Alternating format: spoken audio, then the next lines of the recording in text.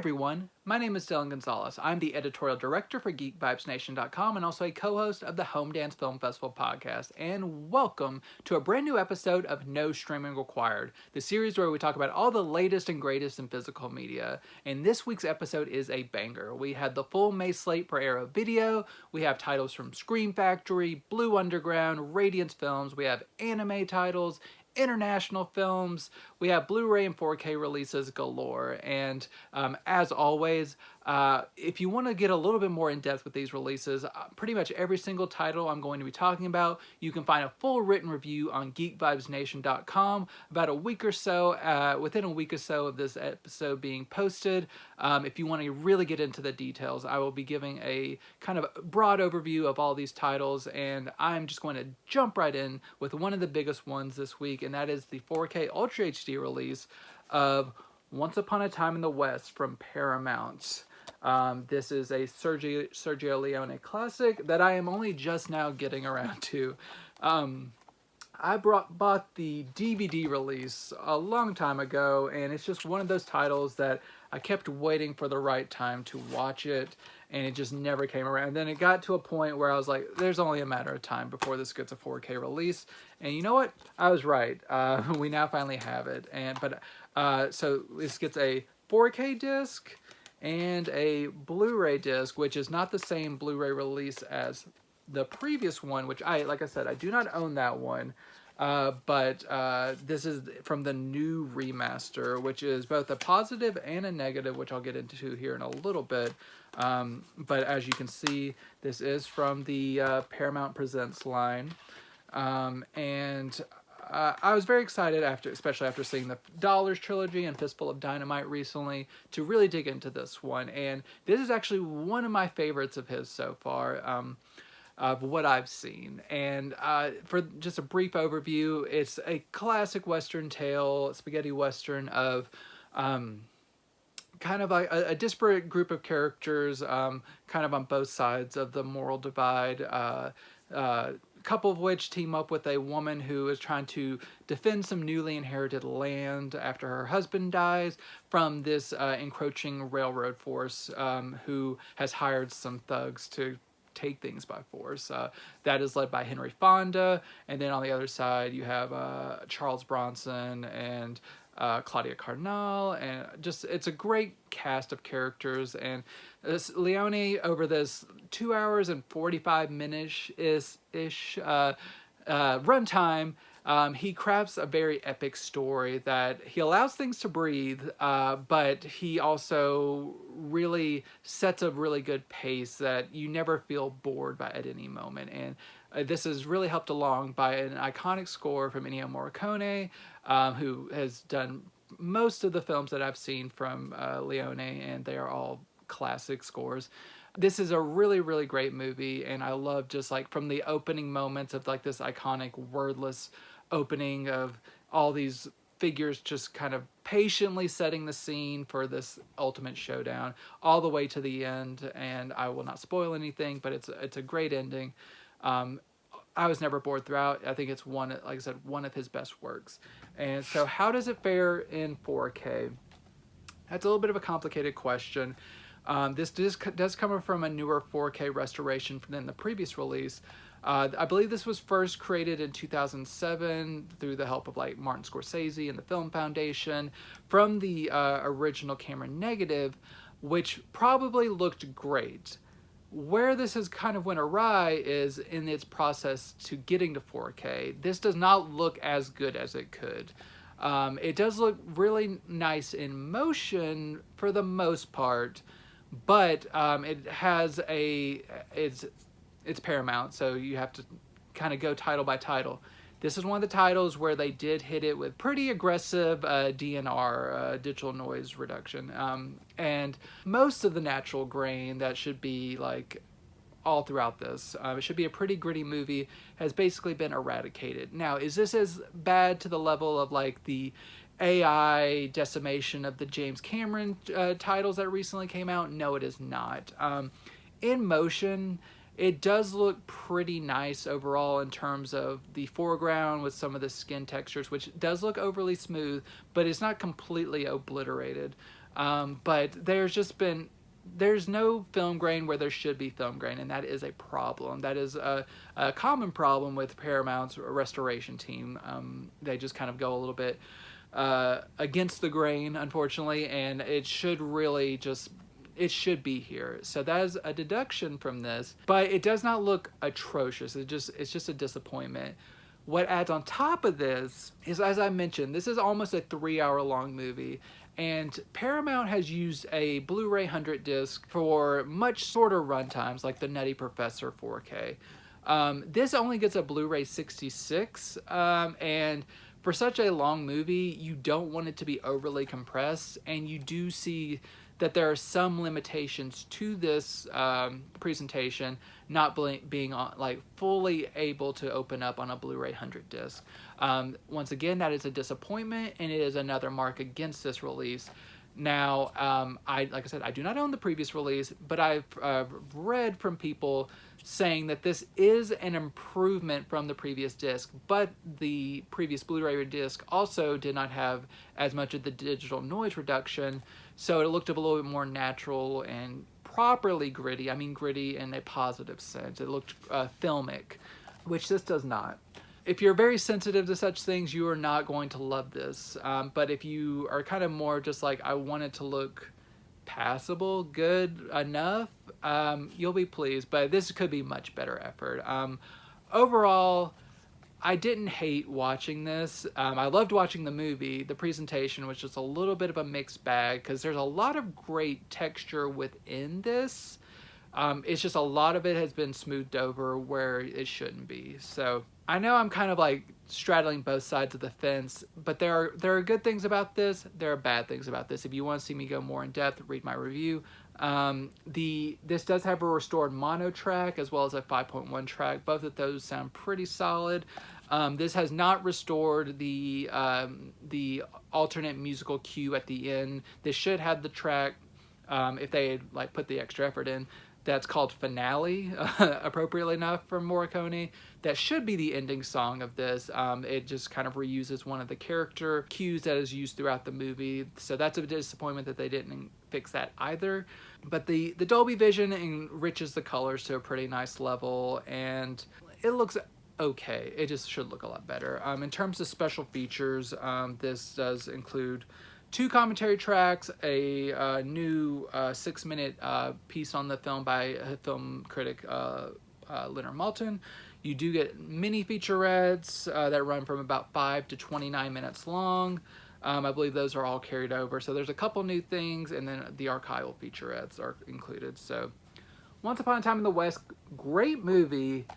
Middling release. I wish Paramount would get their A team on all of their titles and not just some of their titles, like I talked about with The Crow. So a much better release, but still somewhat flawed, is from Scream Factory, and that is Killer Klowns from Outer Space. This is the SteelBook version. There is a standard slipcover version. So I will show off the SteelBook packaging real quick here. So that is the back.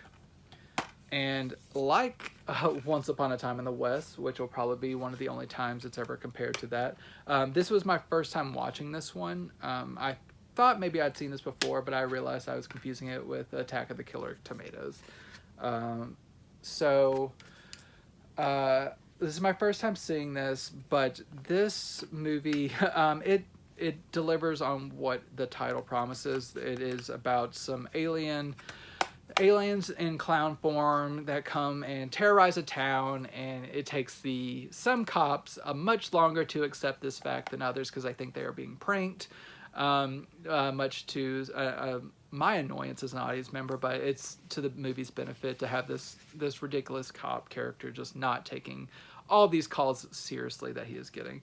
It is kind of like a fun, silly time. It's PG-13, so it's not like overly graphic, but there's some kind of like interesting effects works that do look kind of gnarly and could have bordered on an R rating. It's fun. It's like kind of a tongue-in-cheek horror film that has fun. It's bright and colorful. It's set primarily at night, but it's just a very colorful film with like the kind of the carnival aesthetic that's running through it. It's a good time.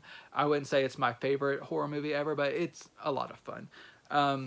So in terms of this actual release and how it fares, visually, it is fantastic. The Dolby Vision presentation of this 4K scan of the original camera negative looks fantastic. Like I said, the carnival aesthetic really radiates off the screen in Dolby Vision. Just bright reds and pinks and just all these different carnival colors. It looks beautiful. The grain is resolved very well. There's a really solid encode. Deep black levels. Like I said, this takes place primarily at night, so really nice deep black levels. No blown highlights. The optical effects, they are appropriately kind of handled. They look a little bit softer because they are opticals, but overall it's a pretty consistent presentation. Where there's a little bit more of a debate with the audio is compared to the Arrow release from overseas, which, like I said, I do not own. I think there is a very minor musical kind of, not glitch, but kind of an editing issue where it was a little bit more finessed on the Arrow release. But is pretty much in line with previous like MGM releases, and even that release to an extent, which it was not completely perfect. There's like a missing drum fill that I think is inherent to the source, which a lot of people online picked up on. And if I would not have read about this, it would not have been something that stood out to me as like a first-time viewer. I had to go back a couple times, and I kind of understand what they're talking about, but it's not a very obvious glaring issue. You can just tell it's like maybe just like the most minor musical hiccup that is mostly inherent to the source, maybe finessed a little bit better in previous editions. What is unclear is there is a belief that this might not be the original stereo track included on the 2.0 audio, because there's a 5.1 and a 2.0 track. I am not familiar enough with this subject to know if this is the original audio track or if it is a down mix of the 5.1. I think both of them sound nice, but if this is a down mix, that is a little bit of a disappointment. But overall, I think this is a great sounding release as well as a visually beautiful release. So being someone who is not as familiar with this title, it is hard for me to say about certain things. But from what I can tell, as just a casual viewer, this is a fantastic release, and I think it looks really great. This also, as I mentioned, the Arrow release, it is not able to port over most of those special features for those who have that release. Hold on to it, but there are a lot of good special features. There's a commentary track with the directors.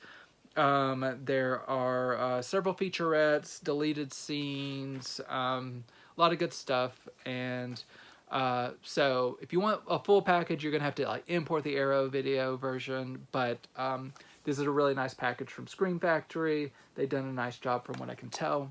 Fun movie, good release. I'm much happier with the video presentation than the Once Upon a Time in the West. Staying within the Shout Factory family, this is going to the anime limited imprint. This is A Place Further Than the Universe, the complete series. This is a massive set for a 13-episode series that is very, very pleasant. I was really happy to catch this one. There are a lot of goodies within here that I'll have to show off. So first off, I'll just show off the packaging here. So you'll also see some of these images again on some art cards I'm about to show you. So here's the first disc and the second disc. These are the two for the series. These are 2 discs for the soundtrack. So 4 discs in all, two for the soundtrack, 2 for the show itself. You get a few art cards, as I mentioned here. All the main characters get here is the it's not quite a J card, but here's the back panel that kind of like shows you what all is in this set and talks about it. I just kind of folded that into my set and I just showed off the back. You have a really thick journal booklet here that kind of delves really deep into this series. A lot of good cool stuff in here. And then also a poster. So nice poster here. So this series, like I said, it's only 13 episodes, but it's a real charmer. It's basically kind of a coming of age tale about, like, it starts off with one girl who kind of wants, she's kind of like a goody two shoes who's always followed the rules, but she wants to kind of like go out and explore and live life and stuff, and she's trying to figure out how she can accomplish that. And she ends up running into another fellow student of hers who she's not friends with, but she becomes friends with through circumstances. And this girl is very determined to go to Antarctica because she has like a very personal reason for wanting to go. And this turns into a kind of a pact between a group of friends, like a group of girls who come together, become close friends, and prepare to go on a trip to Antarctica. This is not one of the animes that has like a fantastical flourish or anything. This is a very grounded drama where it's about these girls bonding, finding themselves, like learning to like live life to the fullest. It's just a really heartfelt story. The first half of the season is a lot of them like determining to go on this expedition, raising the funds, getting prepared. And the second half is actually them going on it and like their adventures and what they learn. There's a lot of really heartfelt stuff within this that I love animes like this. Of course, I love kind of like your Studio Ghiblis that have like fantastical creatures and everything, but just more grounded drama in anime form, I'm all for it. And this was really a good discovery for me. If you're a fan, I think you'll love this presentation. Visually, this was a recent series, I believe it's like 2018 or so when it first came out. Visually fantastic, no bleeding lines or anything like that. Colors are firm, no jagged edges or anything like that. It's just a really solid presentation. Two audio options. There's a DTS 2.0 of the original Japanese. There's also a DTS 5.1 of the English dub, which I always support the original language, but the English dub does sound good as well. It also translates all the signage and stuff in very subtle ways, which I really appreciate them not like doing how they integrated that into the animation. It did not distract. I think that was really impressive. It's one of the best implementations I've seen yet. In terms of special features, there's not, besides the physical features I just showed you, like the posters and stuff, there's not a lot of special features. So you get the opening and closing clean credits, so you can see that with all the actual credits, so just the artwork and stuff, which is cool. And then you also get like an 8-minute featurette looking behind the scenes of the vocal recordings of the English dub. And this is delivered in a very like fly on the wall way, which I really liked. It didn't feel like a fluff piece, which I really appreciate, and it's worth watching if you're interested in like the vocal recording process. So if you're an anime fan, especially like slice of life, like coming of age anime, Plays Further Than the Universe is a really, really good discovery. This set is top notch. I think if you want kind of like a really lavish set, it is very, very much worth checking out. Heading into my stretch for Arrow Video, and they had a really good month this month. My first title is a really interesting discovery produced within the last couple years, and this is Pandemonium. This is a French film from Quarks. It's kind of a weird filmmaker name, but good for them being pretentious and stuff. So this is the newer artwork with the slipcover, and the reverse artwork is this. This does reverse to have the original, that other cover art I just showed you on the other side, but I was just trying to streamline this presentation. So this does come with a poster, fold-out poster.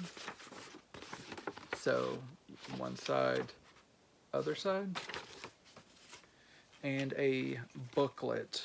So just a booklet with some essays and stuff and transfer information, photo reproductions.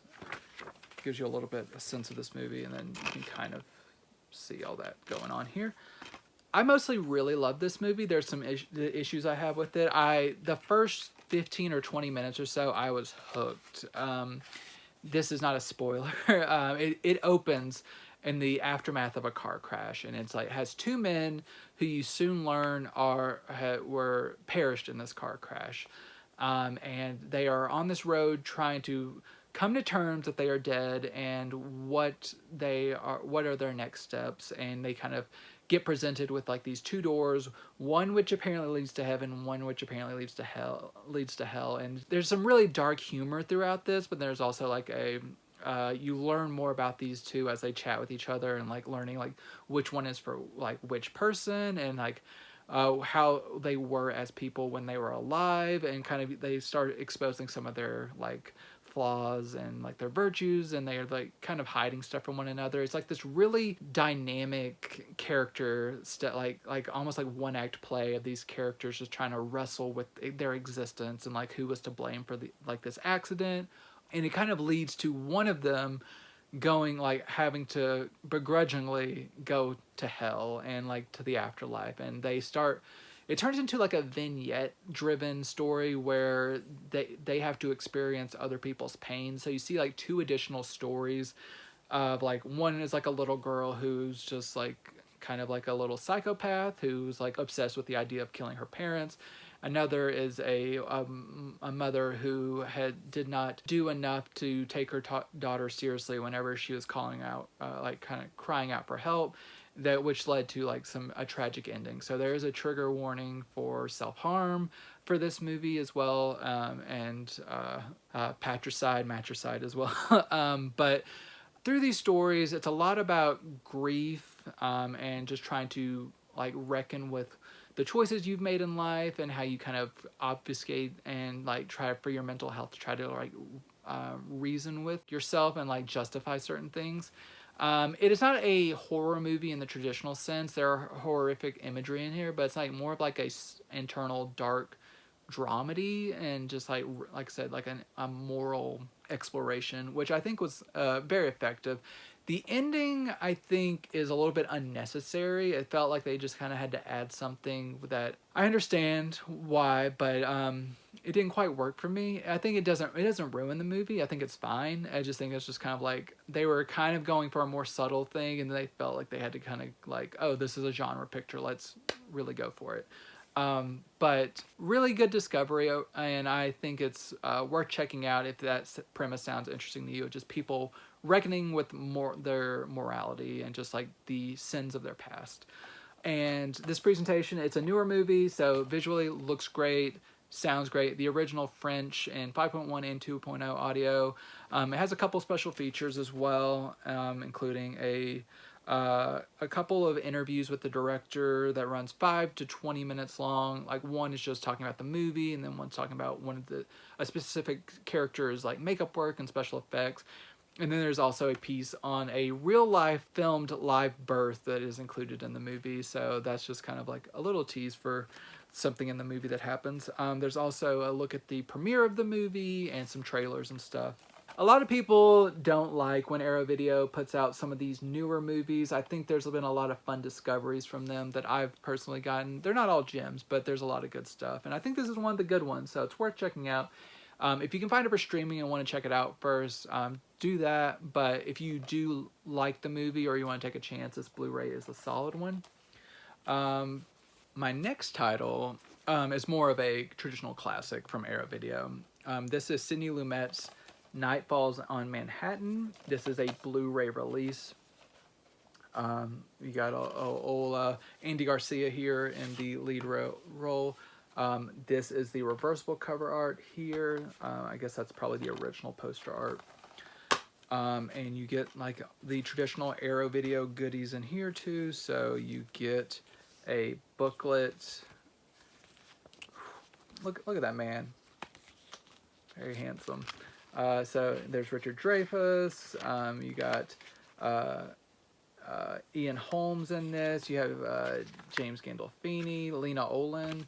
A lot of great cast members in here, and I'll show off this pretty nice poster. It's a pretty big one.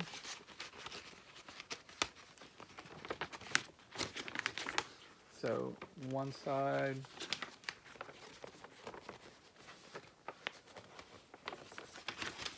So this movie it is like a lot of Sidney Lumet movies, deals with morality and the law.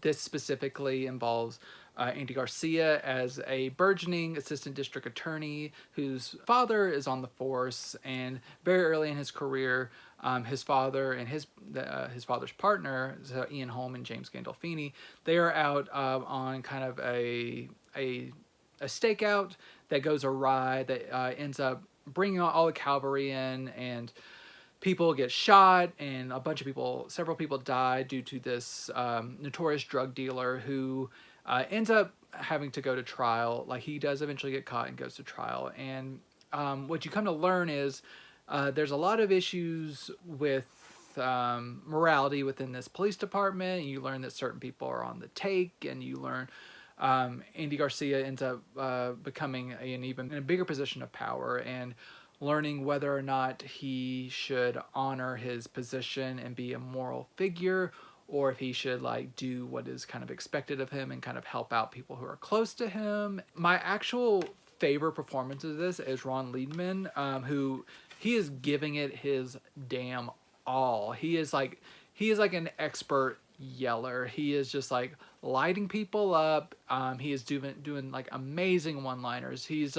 There is just like a 5 or 10 minute like segment with him that's my favorite part of the movie. He is fantastic in this. But Andy Garcia is also very good, and all the cast does a really nice job. But Ron Leidman, fantastic. Really solid kind of cop drama where it's just them wrestling on which side of the law are they really on. This is the first Blu-ray release domestically. I believe there was an imprint release previously, but this comes from a newer 2K restoration of the original camera negative, and it looks fantastic. It is a beautiful transfer. The only thing that it would have made this better if they maybe upscaled this and gave it a 4K Ultra HD release, but it did not, and it looks very nice on Blu-ray. I did not spot many flaws at all, even from a 2K scan. There's maybe like a speck or two here and there, but this has just been, it's a very, very pleasing presentation. This does have a 5.1 and 2.0 soundtrack. It has 2 commentary tracks, both archival, one from Lumet and one from some of the actors and the producers. You get an hour-long documentary on Sidney Lumet. It's also an archival featurette. 6 different interviews with some of the cast members and then Lumet that are pretty brief, that runs about like 3 to 5 minutes long each. You also get a 13-minute behind-the-scenes featurette, also archival. So not a lot of new stuff produced for this, but all the archival featurettes and just a beautiful-looking presentation makes this a home run release in my book. So if you love crime films, definitely check this one out. It is one of my highlights of this week. Definitely, it's an undiscovered gem if you have not seen it. Night Falls on Manhattan. Staying in that kind of same realm, in the cop realm, we have the 4K Ultra HD release of Narc. The last title's in the 90s. This was early 2000s, and this was the first, or the breakthrough for Joe Carnahan, who went on to produce some much less serious movies like Smokin' Aces and The A-Team and Cop Shop, which some of those movies I do quite like, but nothing quite hits like Narc. And this is Jason Patric and Ray Liotta, R.I.P. Ray Liotta, and just a really gritty cop drama. And this one starts off with Jason Patric like undercover, like on a drug bust, and kind of that goes quickly awry, and he kind of gets kind of taken off the force, or like kind of put on leave until several months later.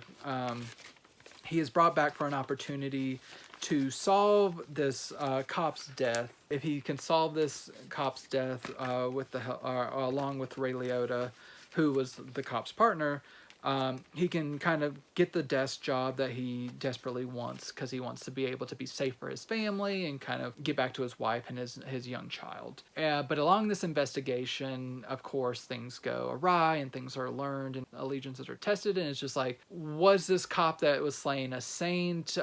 Who is his partner, Ray Liotta? Is he involved in some way? He seems to be very motivated to solve the case, but is that a misdirect? What is going on? And is Jason Patric getting a little bit too back into the lifestyle that he tried to get out of? And how will it impact his family? All these questions are asked by Narc, and they are all answered in a pretty solid fashion. And it's like less than an hour, 45 minutes, just under.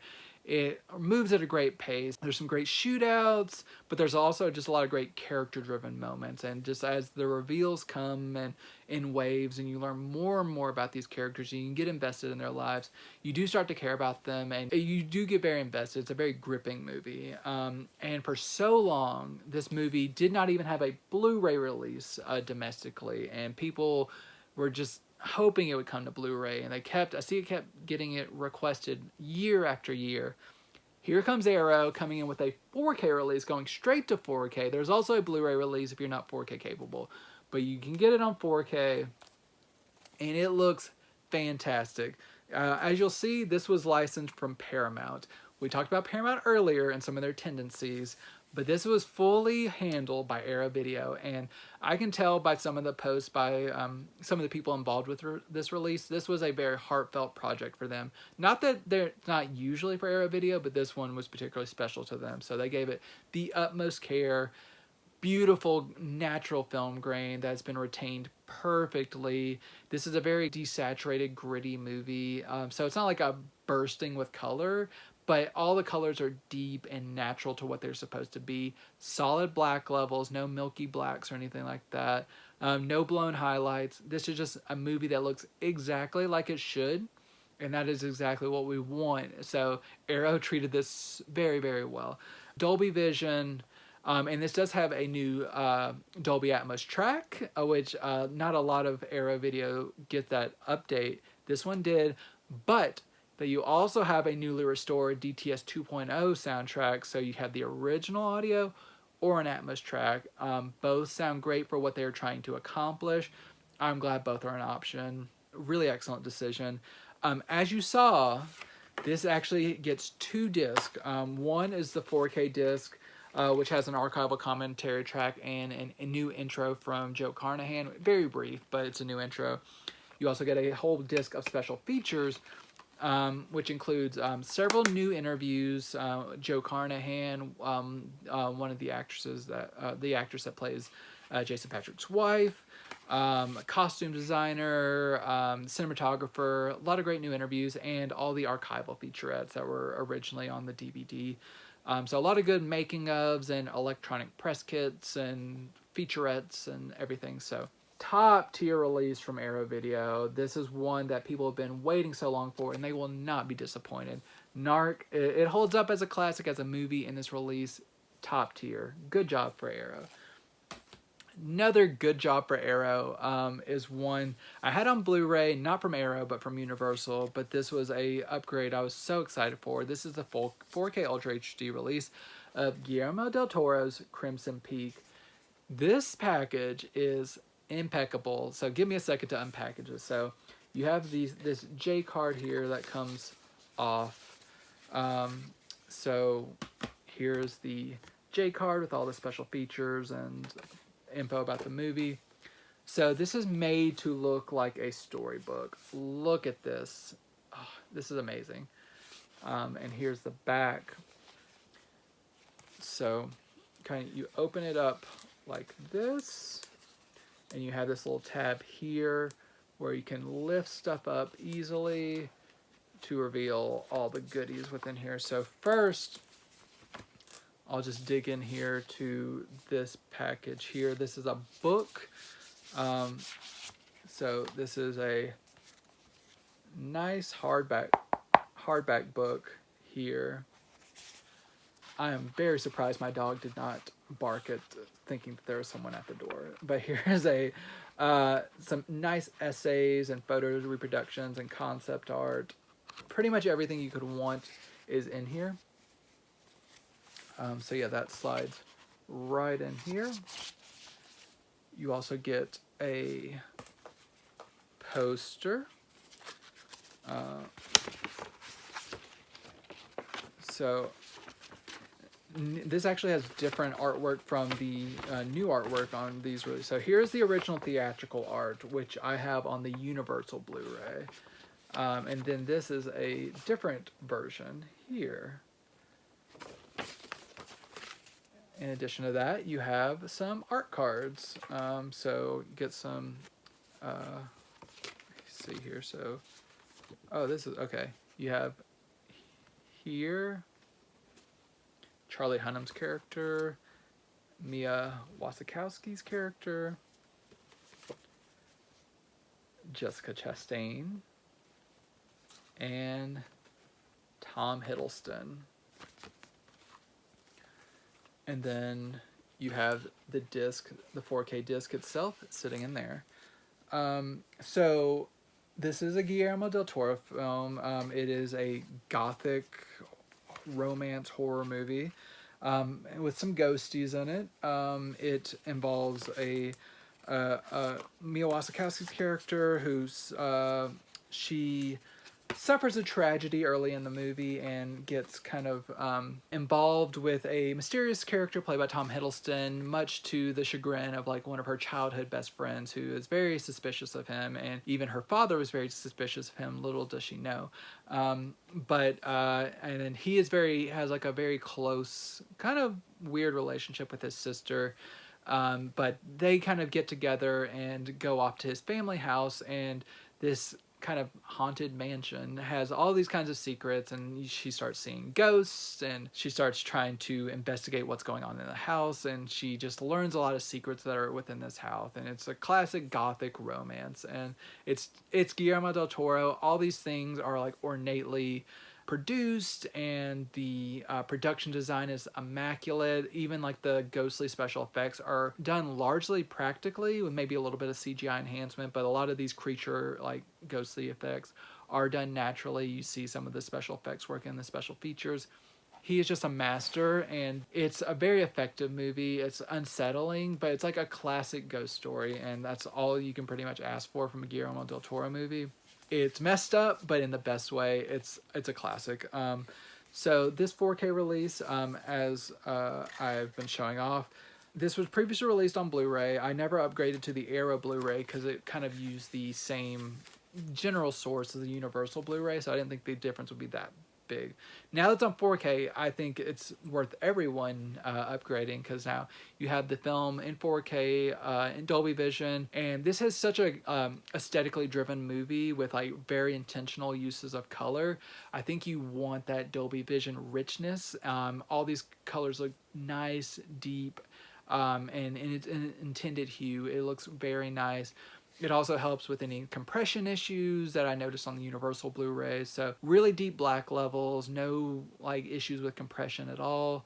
It's just a really nice visual presentation and audio. It ports over the DTS-X soundtrack, so it's a very immersive experience. It also includes all the previously released Arrow video version of the special features, which includes a 50-minute documentary on the making of this that repurposes some older interviews with the cast and crew. You get an additional interview in Spanish with Guillermo del Toro, several different archival featurettes from the Universal Blu-ray, some new video essays, one of which from Kim Newman about the gothic romance subgenre. There's another visual essay kind of along the same lines of the gothic romances. I believe that's Kat Ellinger, who I really love. So altogether, it's an 18 and 24 minute visual essays, and then tons of archival featurettes. So Guillermo del Toro fans, gothic romance fans, Crimson Peak in 4K is a blast. I think this previous Blu-ray, like this packaging, sold out pretty quickly, so do not sleep on this one. This is a very nice ornate package that I think it will look very nice on your shelf, so I definitely recommend that one. My last more involved release, packaging wise, is from Radiance Films, and that is Shinobi. This is from, like I said, from Radiance Films. This is kind of the normal card that they have that slips off. So here's the unadorned trilogy artwork. So you have two discs. The first disc is the first two films, Band of Assassins and Revenge, Shinobi 2 Revenge. So those are both on this disc. They share, and you also have a essay or like a booklet in here, which with several essays and learning about ninja films, a little bit more about them. I will show you some of the reversible cover art here.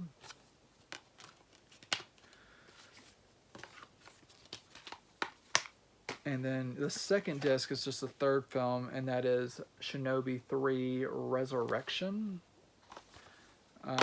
And you get some art cards here, which I'll attempt to show off. So the art cards we have are here, here,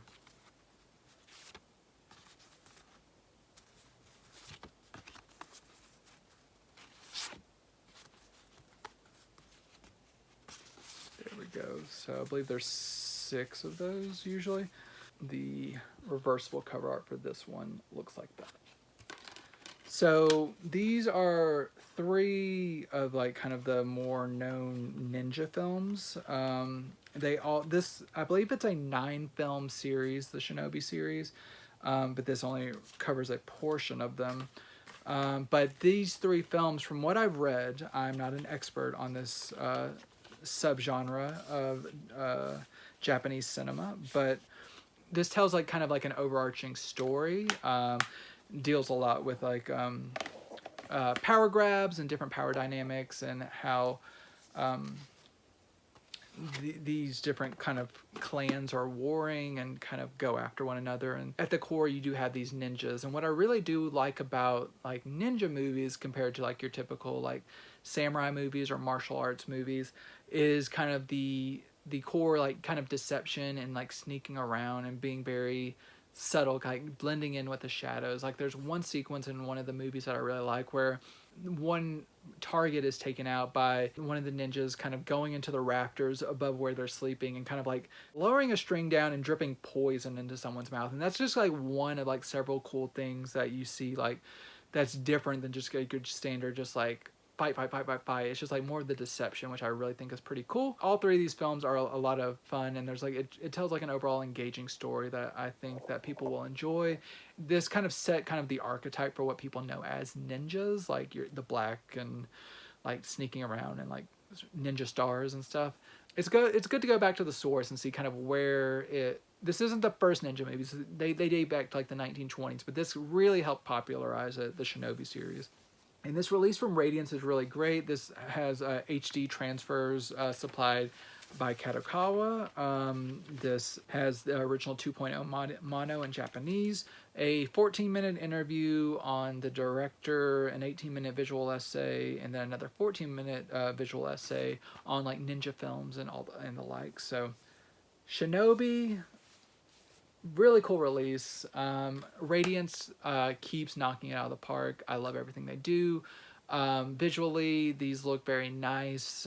There's a little bit of like small issues like wear and tear here and there, but these are really nice HD transfers, and this is just a really, really great discovery or rediscovery for fans of the genre.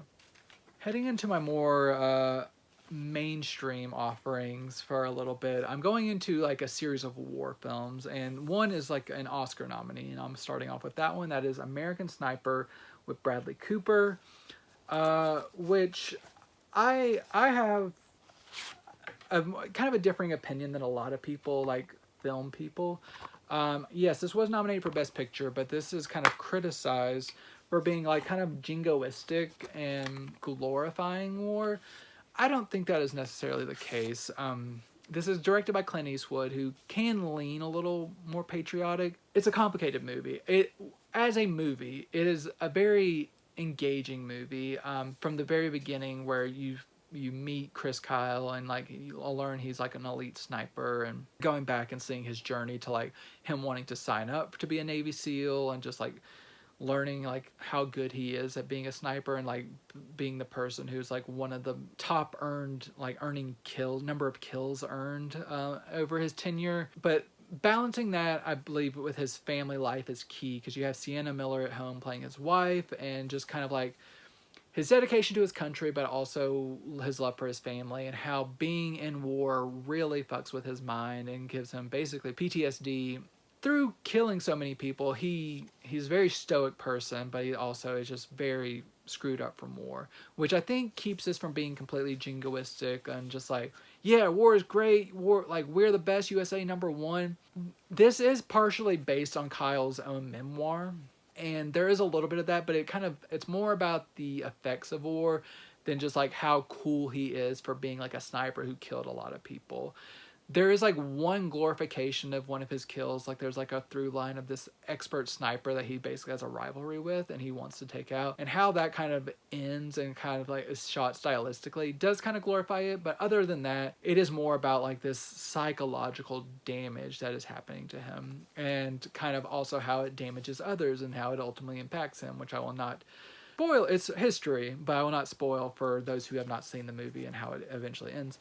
Bradley Cooper, he gives a fantastic performance, and it is a really good movie despite it being a little bit a soft touch to how they portray Chris Kyle. He was a more complicated individual than is portrayed on this film, but as a film, it is a good film. I think it is very engaging, and it's flawed, and its politics are a little murky, but overall I think it does a good job of showing the psychological toil of war. And in 4K, I had the previous Blu-ray. In 4K, it looks really good. I don't think it's a monumental upgrade. It's HDR10, but it kind of helps reduce some of the banding, especially in some of the scenes of sandstorms and all that. No, and it helps kind of keep the highlights at bay and not get blown. Uptick in detail is moderate. It's not like seismic, but it's like you see a little bit more like pores and all that good stuff. So a subtle increase, but an increase nonetheless. It kind of like fine-tunes everything. It retains, ports over the Dolby Atmos track. Like I said, I'm going to say in my review, kicks like a mule. It's like, it really hits. It's just like every like round of fire, it really hits. So, and also I had the original first Blu-ray release of the American Sniper Blu-ray. There was a commemorative edition, like commemorative Chris Kyle edition, that had more special features. All those special features are included on this. So I believe all the special features across all the editions are included on here. So it's kind of like the most all-encompassing version of this title. So American Sniper, good movie, despite its flaws. A movie that kind of does fit more into the jingoistic rah-rah USA is another 4K release from Warner Brothers. This is 12 Strong with Chris Hemsworth.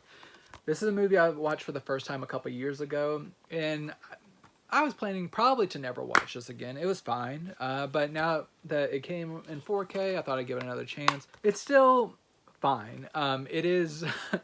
It's set similar to American Sniper in the aftermath of September 11th, and kind of how it spurs on Chris Hemsworth character, who is wanting to take it more easy and spend time with his family.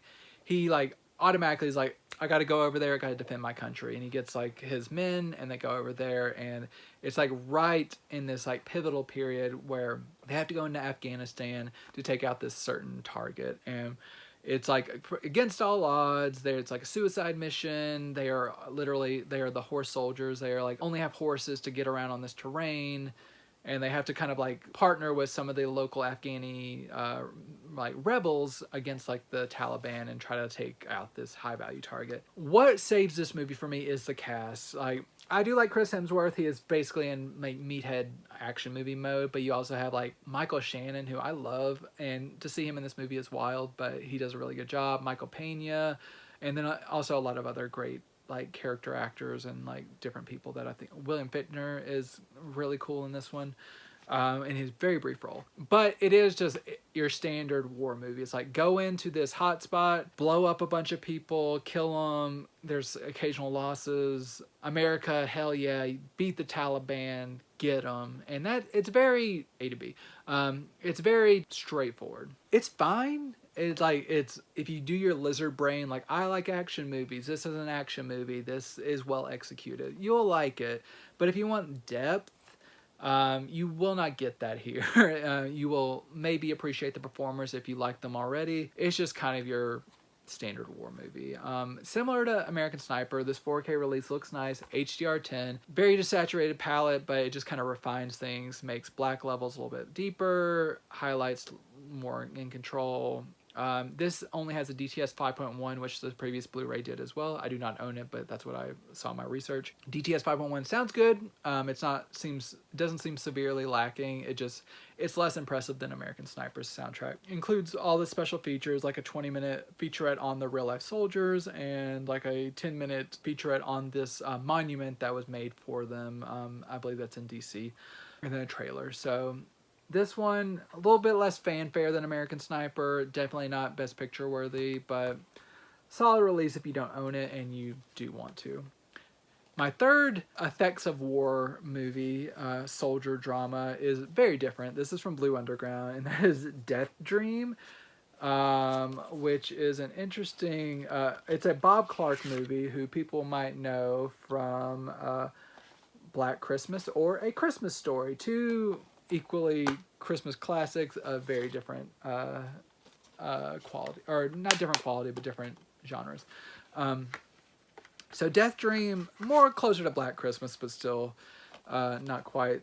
This is, I believe, the follow-up to Children Shouldn't Play with Dead Things, which I talked about previously on the Video Addict. It was like a year ago or so when it came to 4K. This involves a soldier who at the very beginning is thought to be killed in action, and his family is even notified as such, until one night he shows up at the door and his family is overjoyed that he is not dead as previously reported. But he is not quite, something's not quite right. He doesn't seem completely there. And as you soon kind of begin to realize, maybe he did not actually come back. Maybe there's some kind of zombie-esque stuff going on here. And just kind of like seeing that deterioration, and kind of like a be careful what you wish for. Like you wish your son had returned from war, but now that he is back from war, he is not right, and he is like having these violent interactions, and it just like how it ultimately leads up. It's a very clever heightening of kind of like PTSD, just like through a zombie lens. And overall, in that way, it's very effective. Bob Clark, I think he's a very like masterful director. He did not get to like direct probably as many movies as I would have liked, but those that I've seen that he's directed are quite good. And I think this one is really solid. Good performances, low budget, but executed very well on that budget. Compared to Children Shouldn't Play with Dead Things, this is a much better release from Blue Underground, because Blue Underground did not handle that previous release. This has been restored from the original camera negative. It's a 16-bit transfer, 4K restoration, original camera negative, Dolby Vision. The only kind of minor flaws I saw here, or like kind of occasional soft shots, which are probably element related, and then like a little bit of color variance here and there. But overall, really solid presentation. Probably, undoubtedly the best it's ever looked. DTS 1.0 audio, so that mono soundtrack sounds good and consistent. There is a little bit of age to it based on when it was created, but overall, good release. You do have 3 commentary tracks, and then various interviews with some of the cast members and creative figures, some screen tests, and some short films. So overall, Blue Underground, good job with this one. Bob Clark fans, I think, will be very pleased. Overall, solid release. Coming up on 2 Lionsgate re-release, SteelBook re-releases, the first of 2 Vestron video releases. This is The Gate, so I believe this is an 80s classic about some kids who kind of find a portal, basically to hell, where these demons come out, and they have to kind of get that under control. So kids trying to fix their mistake of unleashing demons on Earth. This one's fun. It's kind of a more higher stakes, kind of like Goonies-esque or like a Monster Squad, kind of that level of fun, like kind of some comedy, but a little bit more serious. Overall, it's a fun movie, and I think it's probably especially good for like a lighthearted Halloween watching. This, I showed off this SteelBook release. It looks very nice. I think this might be exclusive to Walmart. I will double confirm in my written review. This is the previous disc as the same Vestron release from several years ago, which I never picked up, but it's the same release. Older HD master. I wish this could get remastered with like a 4K restoration. It's a little soft, and like you see issues here and there. But overall, it's passable, not great. In terms of special features, it does show off in that respect. You got 2 commentary tracks, an isolated score track, 28-minute retrospective, some interviews, and a making of featurette. So if you love SteelBooks and you don't have this yet, this Gate re-release, solid. Another SteelBook re-release from Best Drawn is the Ken Russell film Lair of the White Worm. So you got the SteelBook here. There's the back and artwork here. Like, you can see the original poster artwork there.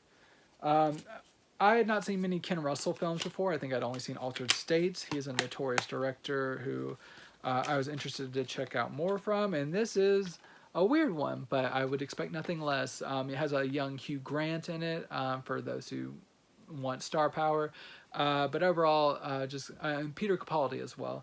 This involves kind of like an archaeologist uncovering this, once again, these are both like Portal movies, like Portal, this ancient kind of white worm that's kind of legendary, and it kind of brings this woman back who like is trying to summon this legendary white worm, and there's like all kinds of just stuff with this snake going on. So pretty solid, like very horny movie from Ken Russell, which I once again would expect nothing less. Just a lot of like phallic imagery and like symbolic penetration of like fangs going into things, and just like I said, very horny movie. And as with The Gate, this is the same as the previous Best Drawn Video Blu-ray release. Also an older HD master would be nice for a restoration, but it's passable, but it's inconsistent. You do get 2 commentary tracks, a 27 minutes featurette on the special effects, some interviews. Overall, glad to have seen it. And if you're a SteelBook fan and you think this is a cool design, go for it. Just a couple more here left. This is a Chilean film from a few years back. This is The Wolf House. And this is a stop motion animated drama, which kind of takes on the guise of a fairy tale. And it kind of deals with, it involves like a specific kind of, this involves a dictator and a like very horrific retelling of this like kind of camp where people were like sexually abused and just really treated horrendously, and like a girl escaping from that and being pursued by her captor, and just kind of like it's a nightmarish use of stop motion animation, and just kind of devolves into just like visceral stuff. It's like so beautifully rendered through stop motion. It's very impressive. It's a very short movie. It's like an hour and 15 minutes long. But I don't think you could probably like stand much more of like this bleak narrative. But just the way it kind of like transitions from one scene to another, and just like, it's not like a strict A to B narrative. It's just very abstract, and just like it's a mood piece. But if you get into the vibe, it's very effective, and I think it's a very visceral piece. This Blu-ray looks very nice in HD. This comes from Kimstem, and it has the original Spanish and German audio within this. It has a couple of short films included. Overall, if you are interested in stop motion animation that's not strictly for children, this is very adult driven. This one's worth checking out. Next up is a kind of a lost movie that has recently been kind of rescued, and that is Too Much Sleep. I believe this is from Whole Grain Films. This seems to be their first release. And Too Much Sleep is a film that came out in the early 2000s from a distributor who quickly went bankrupt, which left this film in limbo and like unable to be seen for like 20-ish years until now. It's very much like what you would expect from a late 90s, early 2000s indie movie. It's basically like kind of like a vibe. It's at the very beginning, the lead character is on a bus. He's like a security guard, and he gets distracted and he loses his gun, and he goes on an odyssey to find out who has his gun. And he meets a lot of colorful characters along the way. He has an eccentric uncle figure who is kind of helping him out, and he's like just meeting all these interesting, quirky characters. I think it hit somewhat with my humor, but it's a little bit inconsistent. But there's some very funny moments. There's some kind of like, all right, this is fine kind of moments. But it's a vibe, and if you kind of like the early 2000s indie aesthetic, I think you'll dig it. But it's not like a masterpiece, but it is good that it has been able to be rediscovered, and it looks really nice on Blu-ray. Crisp, not a lot of like digital artifacts or anything like that. It's been seemingly well maintained or remastered.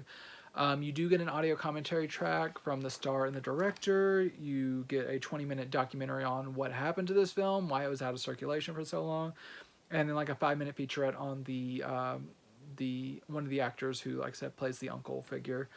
I am glad that this new label is popping up, who seemingly, based on like one of the coming soon trailers, is going to be rescuing a lot of like forgotten movies. So I'm really interested to see what they have coming up. This one is just kind of decent. It doesn't blow me away, but I'm glad Too Much Sleep has gotten a Blu-ray release. My final film is from Lightyear Entertainment, and that is We Go On, which what I know about this movie is people making fun of it for calling it We Goon. But this is from the director of a film I've covered previously called Yellow Brick Road, all one word. Like that movie, this movie has been like newly remastered and rediscovered.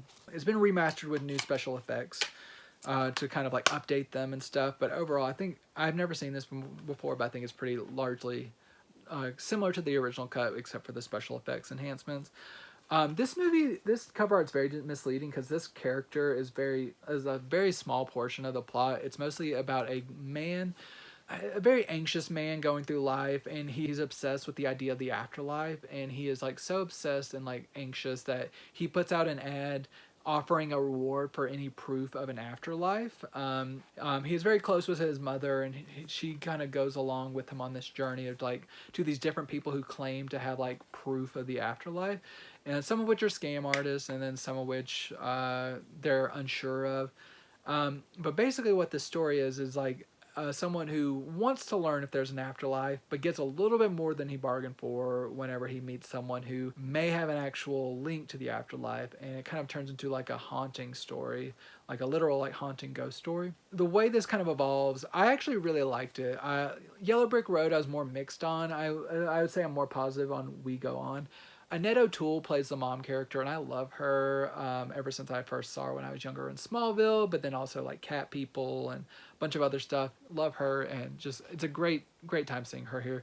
And she has a good chemistry with the guy who plays her son. It's not a terrifying horror film, but I like kind of the character-driven nature of this. It's a solid movie, worth discovering. I believe that they said this was on Shudder for like 7 years, so if you haven't seen it, it might be on Shudder.